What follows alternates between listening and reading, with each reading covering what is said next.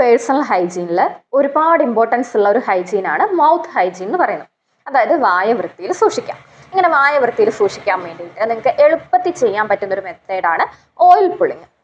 നിങ്ങൾ ഒരുപാട് videos oil പുള്ളിങ്ങിനെ കുറിച്ച് കണ്ടിട്ടുണ്ടാവും, ചിലരൊക്കെ ചെയ്യാൻ തുടങ്ങിയിട്ടുണ്ടാവും. ഞാൻ തന്നെ 2-3 വീഡിയോസ് ഇട്ടിട്ടുണ്ട്.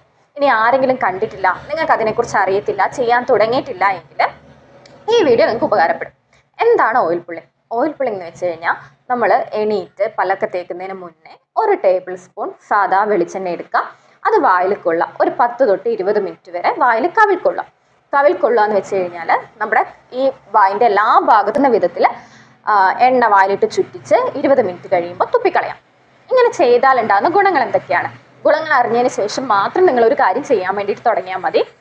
ഇത് ചെയ്യുന്നതിലൂടെ നമ്മുടെ വായിൽ ഒരുപാട് ദോഷകരമായിട്ടുള്ള ബാക്ടീരിയാസ് ഉണ്ട്, ബാഡ് ബാക്ടീരിയാസ്. അതായത് നമുക്ക് ബാഡ് ബ്രീത്തിന് കാരണമാവുകയും മോണേൻ്റെയും നമ്മുടെ ടീത്തിൻ്റെ എല്ലാം ഹെൽത്തിനെ ബാധിക്കുകയും ചെയ്യുന്ന ഒരുപാട് ദോഷകരമായിട്ടുള്ള ബാക്ടീരിയാസ് ഉണ്ട്. ഇത് പുറന്തള്ളാൻ വേണ്ടിയിട്ട് ഈ ഓയിൽ പുള്ളിങ് നമ്മളെ ഹെൽപ്പ് ചെയ്യും. കൂടാണ്ട് തന്നെ പല്ലിലുണ്ടാവുന്ന കേട്, മോണയ്ക്കുണ്ടാവുന്ന പഴുപ്പ്, അങ്ങനെയുള്ള കാര്യങ്ങൾ മാറ്റാൻ വേണ്ടിയിട്ട് ഹെൽപ്പ് ചെയ്യും. നമുക്കുണ്ടാവുന്ന വായുനാറ്റം അല്ലെങ്കിൽ ബാഡ് ബ്രീത്ത് കുറയ്ക്കാൻ വേണ്ടിയിട്ട് ഇത് ഹെൽപ്പ് ചെയ്യും.